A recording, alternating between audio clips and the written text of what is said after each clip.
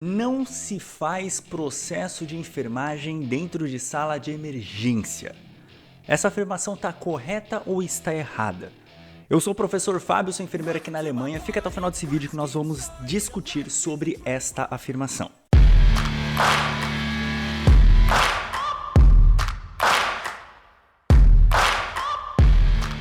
Recentemente eu estava aqui zapeando pelo YouTube e me deparei com um vídeo de um determinado professor sobre enfermagem, onde ele dizia com todas as palavras que não se faz processo de enfermagem dentro de uma sala de emergência e trouxe diversos aspectos, trouxe diversas visões sobre essa problemática. E eu, como especialista em ensino do processo de enfermagem, não poderia deixar passar a oportunidade de comentar um pouco sobre esses tópicos para vocês.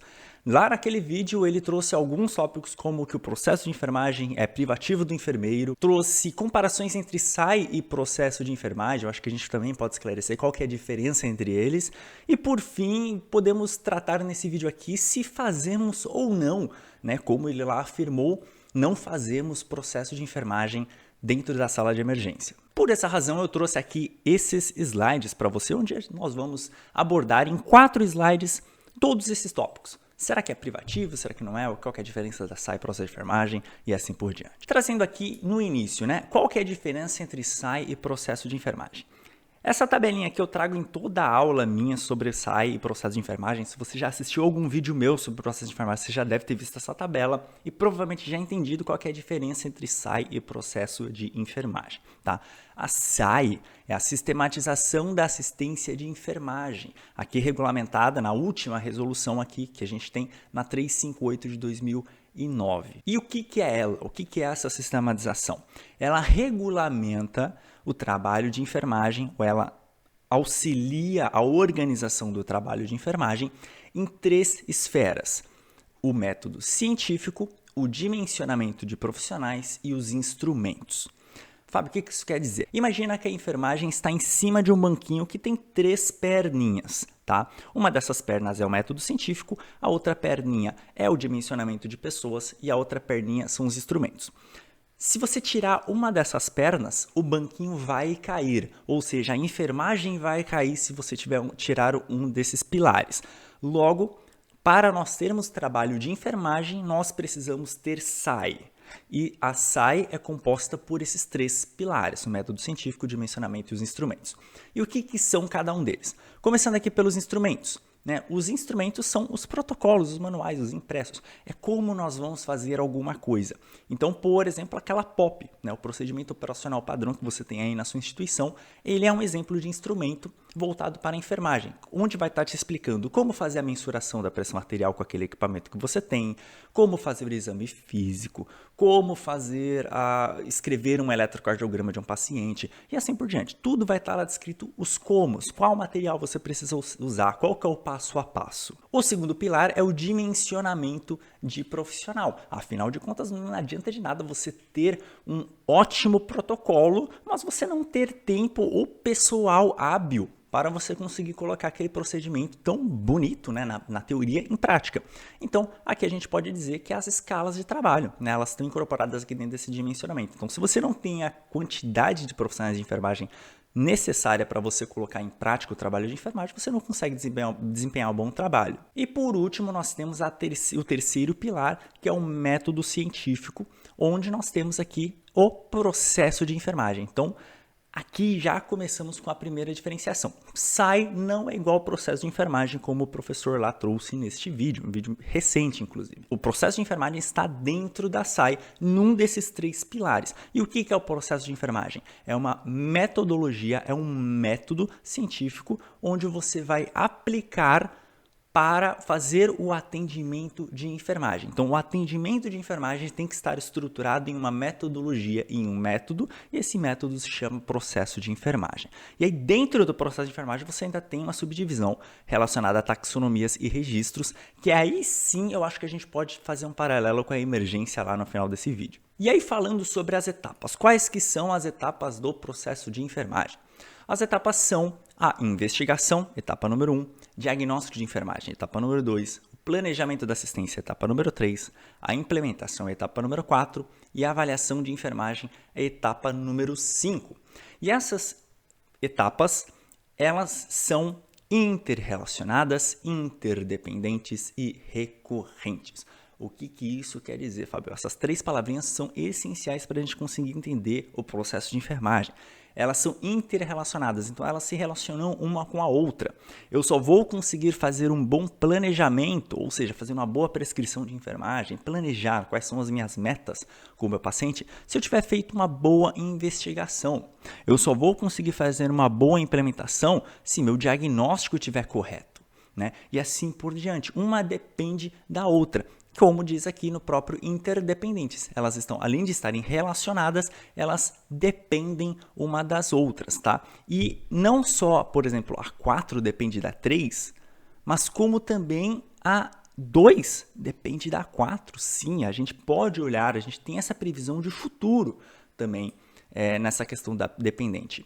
E recorrentes, porque chegando aqui, por exemplo, na avaliação, se o meu paciente persiste em ter aquele diagnóstico de enfermagem, se o meu paciente ainda tem um problema diagnosticado de enfermagem, eu preciso voltar na etapa que eu preciso ajustar esse diagnóstico e dar sequência ao processo até chegar na avaliação novamente, tá? Mas aqui pra gente, falando sobre processo de enfermagem dentro da emergência, o que importa muito é que elas são interrelacionadas, tá bom?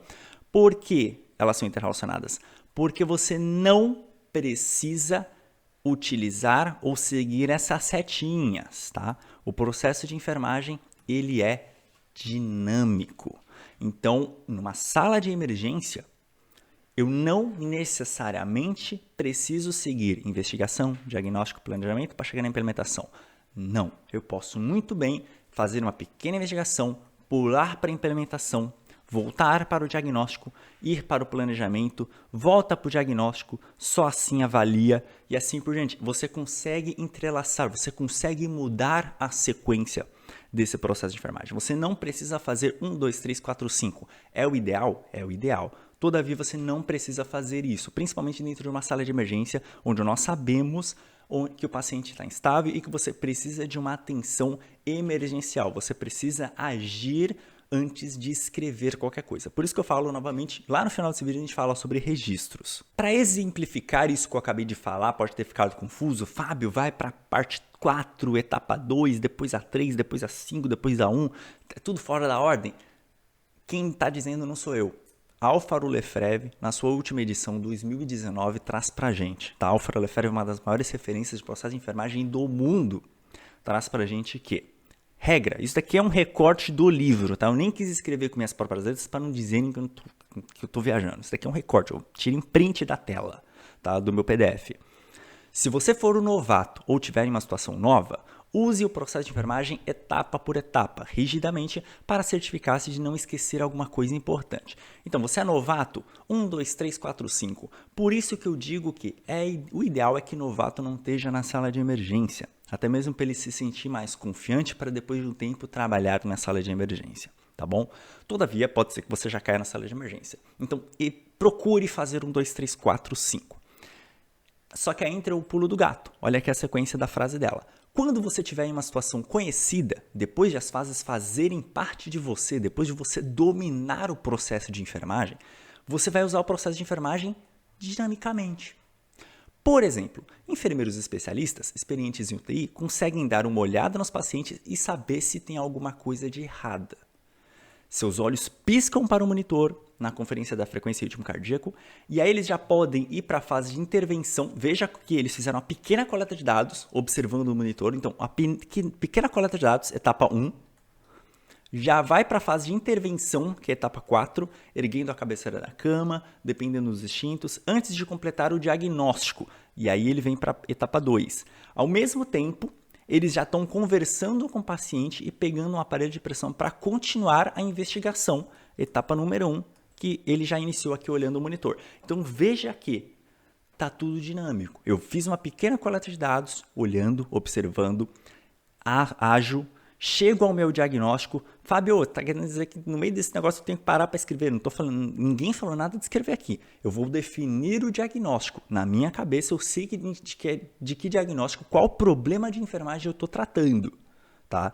Vou continuar fazendo tudo isso lá no final, quando tiver a situação mais calma, nós iremos escrever isso. E aí a gente já entra numa questão. Só com base nesse último slide, a gente já chega à conclusão que sim, se aplica o processo de enfermagem dentro de uma sala de emergência. É difícil eu falar alguma coisa, mas é muito complicado você afirmar, principalmente sendo um canal com quase 1 milhão de inscritos de enfermagem, que não se faz processo de enfermagem na sala de emergência, porque é uma desinformação aos próximos profissionais de enfermagem, aos próximos alunos de enfermagem que vão estar assistindo seu vídeo. Então, por favor, se puderem já, neste momento do vídeo, compartilhar esse vídeo com outras pessoas para que mais pessoas tenham acesso à informação que de fato vai agregar o trabalho de vocês. Tá? O processo de enfermagem, ele não é uma coisa escrita. O processo de enfermagem é uma metodologia que é um método, não é papel. A parte de papel é a parte de evolução e anotação de enfermagem. E aí sim a gente pode questionar alguma coisa relacionada à sala de emergência, mas eu já falo na sequência, porque eu só quero responder mais uma perguntinha, né, que na verdade ficou em aberto aí daquele vídeo lá, que é que o processo de enfermagem é privativo do enfermeiro. Sinto lhe informar, mas o processo de enfermagem não é privativo do enfermeiro. E quem está dizendo não sou eu, é a própria legislação, Resolução 358 de 2009, que regulamenta o processo de enfermagem. Lá está falando, no artigo 4. Ao enfermeiro, observadas as disposições da lei, lei aqui, que regulamenta e incube a liderança de execução e avaliação do processo de enfermagem, de modo a alcançar os resultados de enfermagem esperados, cabendo-lhe privativamente o diagnóstico de enfermagem acerca das respostas da pessoa, família ou coletividade em um dado momento do processo de saúde e doença, bem como a prescrição das ações ou intervenções de enfermagem a serem realizadas face às respostas. Então, as únicas coisas que são privativas do enfermeiro no processo de enfermagem, segundo a própria resolução que fala de processo de enfermagem, é o diagnóstico e a prescrição. E aí no artigo 5º tem ainda atrás, o técnico de enfermagem ou auxiliar de enfermagem, em conformidade com todas as legislações, decretos e etc., participam da execução do processo de enfermagem naquilo que lhes couber sob a supervisão e orientação do enfermeiro. Então, não é que o processo de enfermagem é privativo do enfermeiro. As únicas etapas privativas é o diagnóstico e a prescrição. Todo o resto, o técnico e auxiliar pode sim participar, deve participar, sob supervisão do enfermeiro. Então, novamente, cuidado com o que lhe dizem, erroneamente, de que o processo de enfermagem é privativo do enfermeiro, pois não é. Existem etapas dentro do processo de enfermagem que são privativas, como o próprio artigo 4 aqui está trazendo para a gente. Todavia, não é o processo como todo que é privativo do enfermeiro. E só para a gente finalizar, como eu disse para vocês, sobre a questão da anotação/evolução. Sim, de fato, numa situação de emergência, a partir do momento que o paciente está estável, é normal que nós transferimos esse paciente para um outro setor. E, em geral, você não vai abrir todas as fichas, abrir aquele prontuário, a folha de SAI não vai ser preenchida numa sala de emergência. Eu sei disso. Entendemos. E aí muita gente acaba entendendo que o processo de enfermagem não foi feito só por causa dessa folha. Mas eu acredito que com esse vídeo aqui você entendeu que o processo de enfermagem é algo mental, é algo que nós estamos pensando. Ele não é um papel, ele deve ser escrito em forma de evolução de enfermagem pelo enfermeiro, em forma de anotação de enfermagem pelo auxiliar. E isso deve sim ser feito numa sala de emergência. Você dificilmente, se você está vendo isso, está muito errado, tá? Mas você deveria estar vendo um paciente subir para a estação com uma evolução de enfermagem feita pelo enfermeiro da sala de emergência e anotações de enfermagens feitas pelo auxiliar de enfermagem, certo? Se tem isso, a SAI foi feita. E todas essas informações, a coleta de dados rápida do enfermeiro fez, o que ele executou, quais os diagnósticos, né? Qual foi a linha de pensamento dele, qual que é a recomendação dele sobre a avaliação posterior que vai ser feita nesse setor de internação, isso tudo deve estar escrito na evolução. Por isso que evolução não é igual a anotação de enfermagem. E aí, depois desse vídeo você continua acreditando que o processo de enfermagem é privativo do enfermeiro e que não é feito dentro de uma sala de emergência?